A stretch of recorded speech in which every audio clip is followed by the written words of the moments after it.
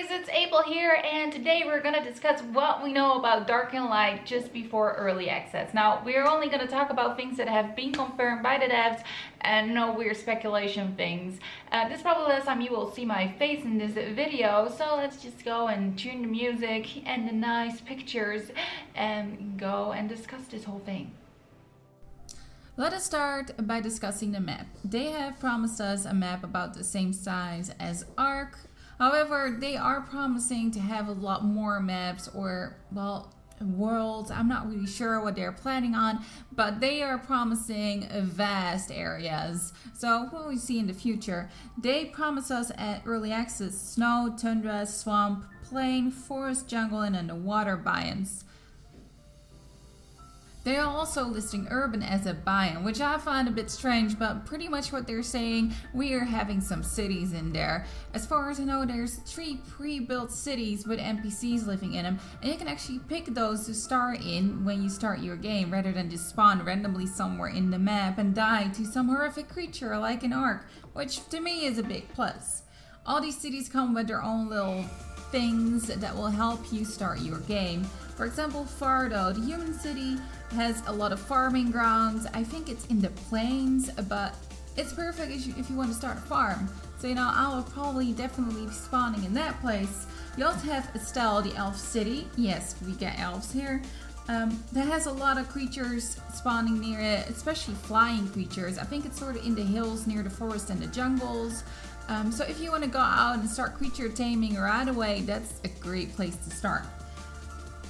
Now we also get Zarul, a dwarf city. Yes, we get dwarfs. And it's actually a beautiful area that's like inside of a mountain. And naturally, like classic fantasy rules, you get a lot of precious minerals near the dwarf city. So if you want to get rich fast, because I have this feeling there might be some sort of NPC currency, I'm pretty sure that Zarul is the place to start. So if you like mining and hoarding very nice diamonds, there you go. These cities are very important though, so pick carefully because they will determine the faction you will belong to, because each city is a faction. So do choose wisely. Now it doesn't matter what species you are, or species, race, whatever you want to call it, because all factions will welcome any species. So you can be human and just go to the dwarf city. No problems there. However, races aren't completely implemented yet. All the presets are in the game as of the early access, but they're not officially different things yet. What you can do though during early access because of this is that you can make hybrids. So you can make yourself half elf, half dwarf by just using all the preset elements smartly, which is really cool if you ask me. There's also something like guilds in this game called houses, possibly inspired by Game of Thrones, but let us not go there. Houses are not limited by faction, so you can have several factions combined in one house. You can also have affiliated houses that you're friendly with, and you can share bases and settlements with them. There are several options to set ranks and roles inside of your houses, and I think there's actually a way to set what you want to share with affiliated houses. Now before we go anywhere else, we do need to discuss this little thing where you can apparently become a faction lord. I'm pretty sure this, combined with some other information we have about the game, means that there's some sort of a quest system which will up your rank in the world. Now if you become a faction lord, that will give you some housing privileges, which gets us to another point. You can actually rent houses in the cities, and I'm pretty sure that if you're a faction lord, you can have the nicest house around. Also, it gives you the power to control mythical creatures, whatever that means. I'm pretty sure it means you can tame boss creatures. I'm not really sure how that is limited to faction members, or at least faction lord. It's kind of sad, maybe not. I'm not really sure how it's gonna work. We're gonna see when the game comes out. Speaking of mythical creatures, this kind of brings us to this one part of the game everybody is kind of excited about: creatures! Now, this game will start with about 50 creatures. 75% of creatures will probably be tameable. The other creatures that you can't tame are either ghosts, or at least not actual beings, or intelligent creatures. Which brings us to the intelligent creatures, because this is a really interesting aspect. They're starting off with centaurs and goblins, goblins being these adorable little green creatures. I'm not really sure about the centaurs. I think they're more of a sort of a befriending sort of thing. But the goblins, if they like you and when you get a better ranking inside of the server, you can contract them to actually guard your base, man turrets around your base, and do minor tasks for you.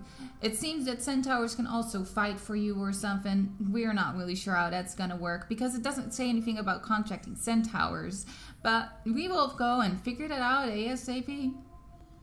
It does seem like this game has a certain ranking in creatures as well. We see some big ass creatures that seem to be bosses of some sort, which is an interesting thing. We've seen that in the form of alphas. However, it seems that all mythical creatures, the big ones, the crazy bosses, can be tamed. But it's apparently a very long and tiring process that might even take several days and a lot of people. Now, taming overall is a very interesting concept in this game because it seems that they're putting a bit more effort and realism into this than we've seen previously. We can see here and there gameplay videos of nailing down a wyvern with grappling hooks to the ground and then just trying to feed it to tame it. What I don't understand is that somewhere in a gameplay video it was said that you can apparently take your creatures home to finish taming, and I'm not really sure how that the hell is supposed to work. What, am I gonna make a card and put the dragon on there to take it to my house and finish feeding it? Honestly, I'm not really sure how much I feel for that one, but the realistic taming systems are super cool, and I like them way more than the just darting the ass of a creature full on arc. Now this brings us to the next subject, which is magic. Yes, magic. This game includes magic, but it's a semi-complicated system, but at the same time it's easy. Magic is apparently a craftable thing.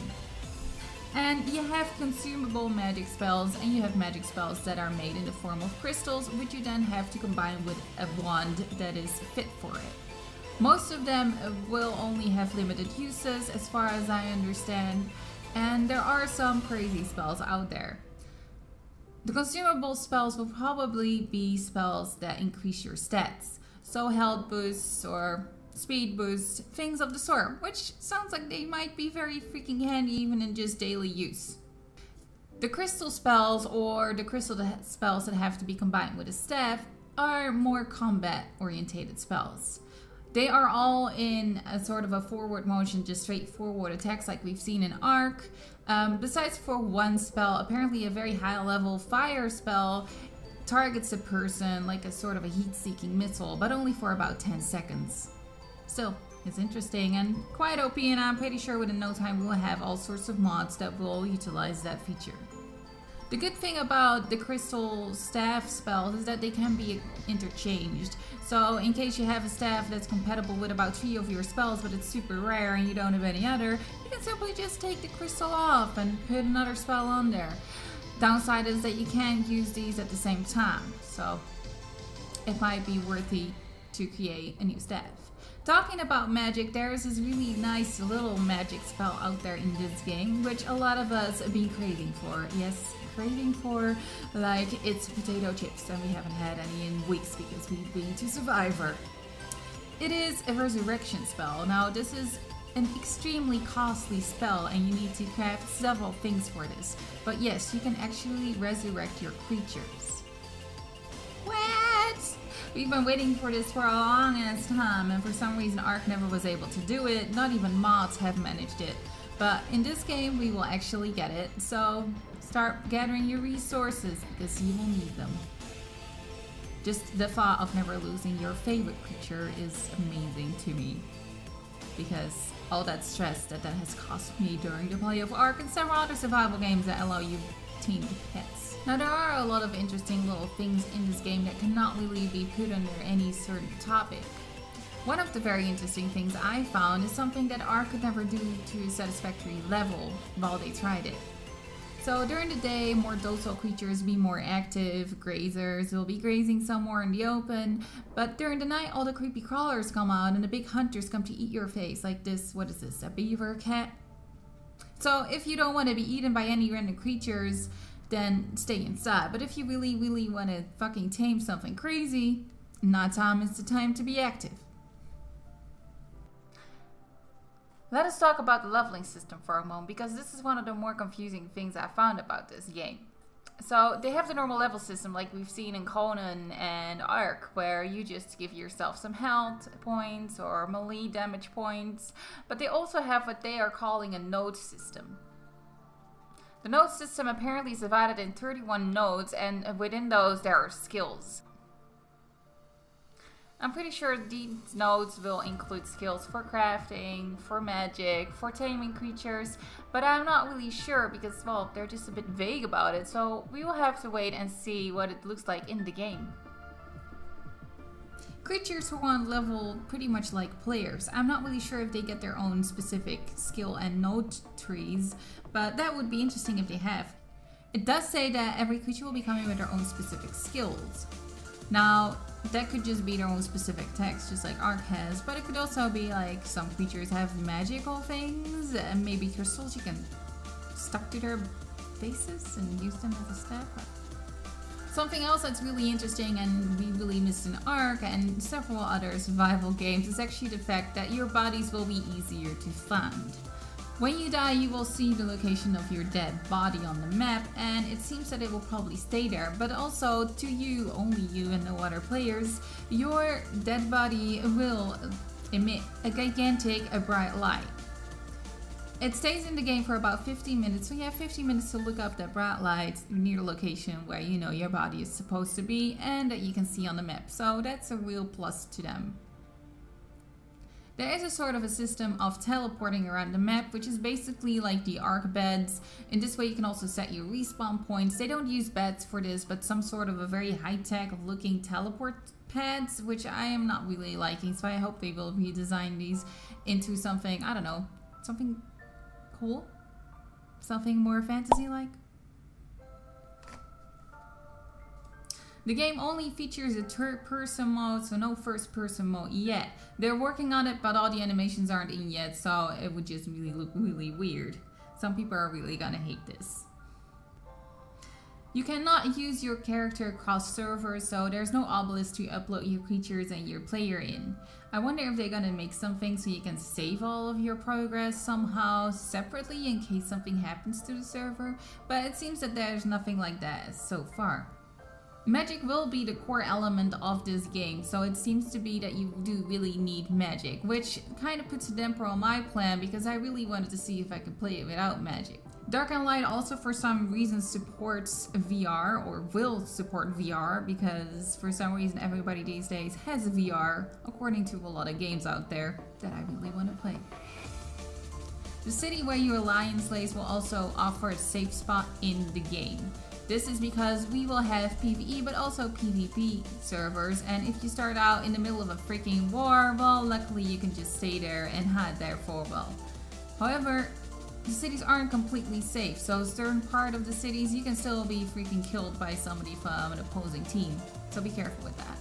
For early access, we will be getting custom servers and pre-hosted servers, but also a single player. The server sizes will be around 100. They're going to test in closed beta how well the game does with a server of 100 people. If it's too bad, we might be kicked back to 60.